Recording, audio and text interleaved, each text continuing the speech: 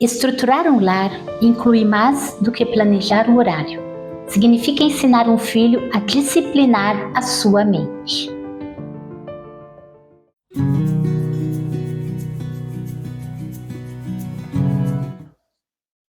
Olá, queridas amigas, como vocês estão? Eu sou Eli Antônio Luizaga e este é o seu, é o nosso canal. Sejam todas bem-vindas mais uma vez, mais uma indicação de livro que eu trago aqui para vocês e é um privilégio estar com vocês. O livro de hoje, gente, é para a playlist da Elizabeth, Como Meus Pais Nutriram a Minha Fé.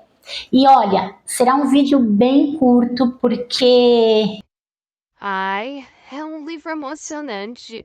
Mas ele tem uma história e eu não vou ficar contando aqui para vocês a história da mãe da Elizabeth. Eu quero que você leia essa história.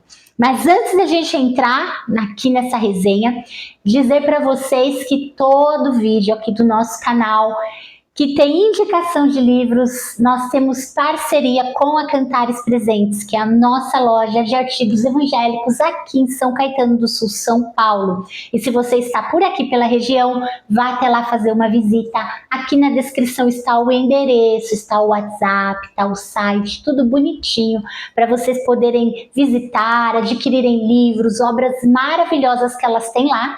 Convidadas estão, que essa é a nossa parceria que está durando ainda mais esse ano. Ah, não se esqueçam, compartilhar, deixar um like, deixar um comentário, isso ajuda muito esse canal a crescer e que possamos assim alcançar mais mulheres. Agora sim, a resenha aqui dessa maravilha, Como Meus Pais Nutriram a Minha Fé, que é uma história maravilhosa. Eu acho que essa parte aí, né, que eu li para vocês no comecinho, são palavras da mãe da Elizabeth. Olha que coisa maravilhosa, olha que legado. Quando a gente fala de legado, poder passar para a posteridade, né, séculos depois, porque Elizabeth viveu aí no século XX até 2015.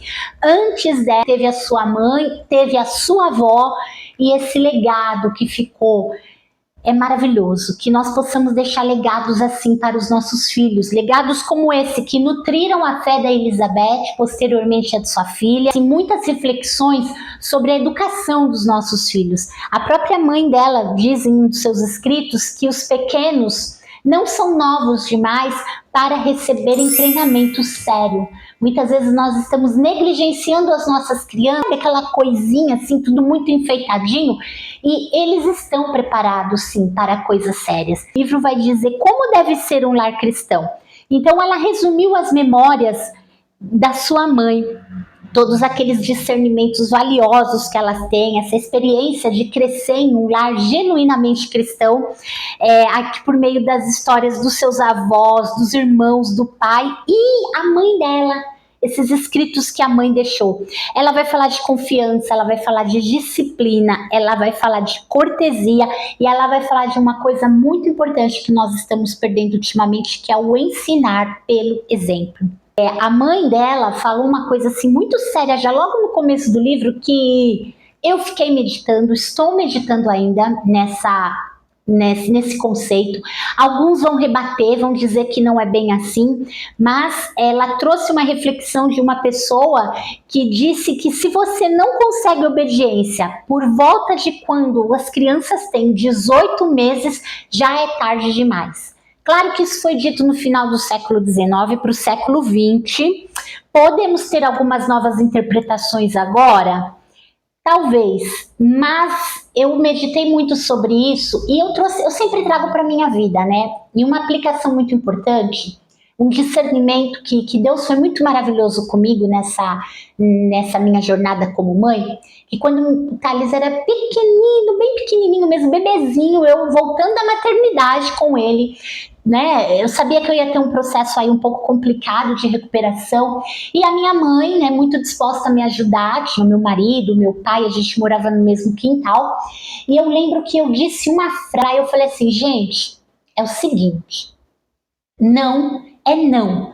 Aí todo mundo ficou meio assim, o que você quer dizer? Eu falei, o que eu quero dizer é que se você vai me ajudar na educação do Thales, conforme ele for crescendo, ele era bebezinho, gente. E você falar não para ele, sustente esse não até o final. E eu lembro que teve algumas situações assim bem engraçadas, que a minha mãe, eu cheguei um dia, ele estava sentadinho no chão da cozinha da minha mãe com todas as panelas e as tampas dela espalhadas, tocando uma bateria ali do jeito dele. E eu, mãe, por que a senhora deixou? Ela falou, eu preferi deixar do que ficar discutindo com ele e explicando que não podia. Já que você falou que não é não, então eu já preferi deixar logo de uma vez. Eu achei interessante porque o Thales cresceu uma criança obediente, mas a gente sempre sustentou o não. Quando era não até o final.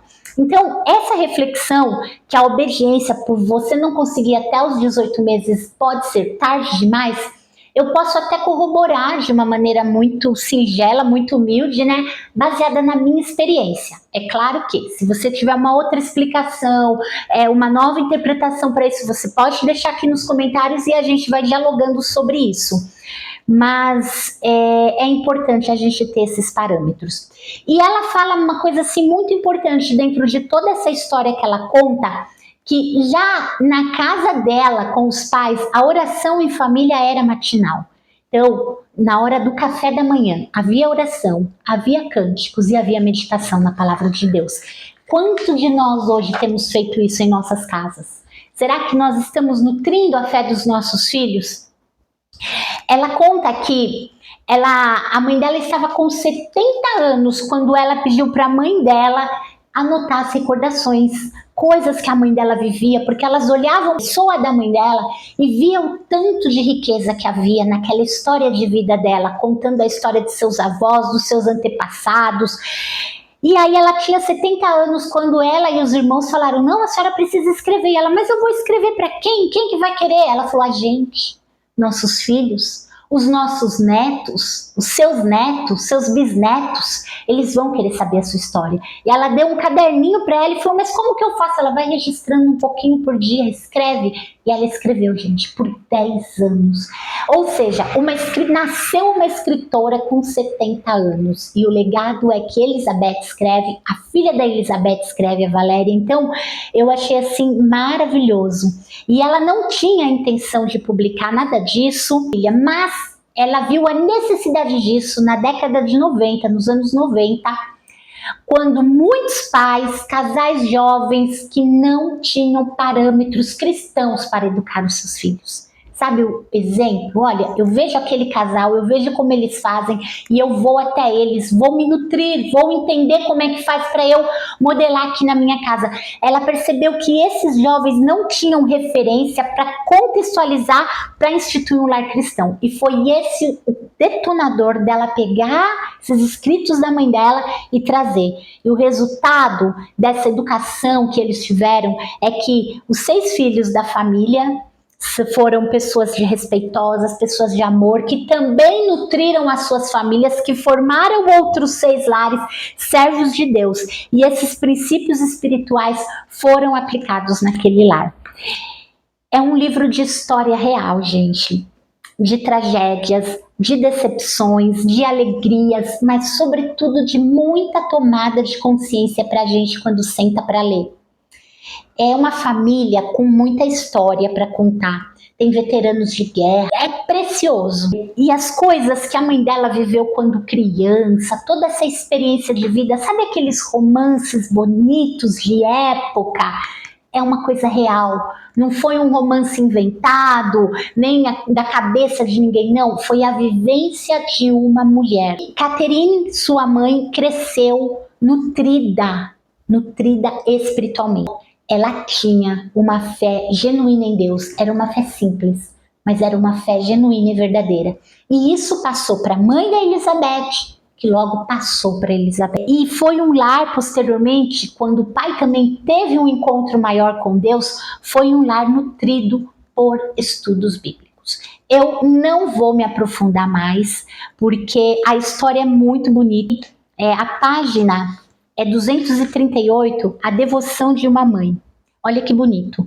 Mamãe não pensava de si mesma como alguém profundamente espiritual e teria protestado se alguém o tivesse dito, mas sem dúvida, ela era faminta por Deus, intensamente consciente de sua própria fraqueza e necessidade dele.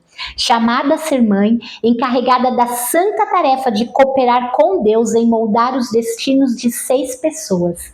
Mamãe sabia que isso era um fardo muito pesado para carregar sozinho e ela não tentou.